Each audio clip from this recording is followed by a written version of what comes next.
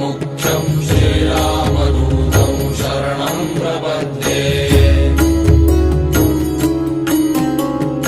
मनोजवं मारुततुल्यवेगं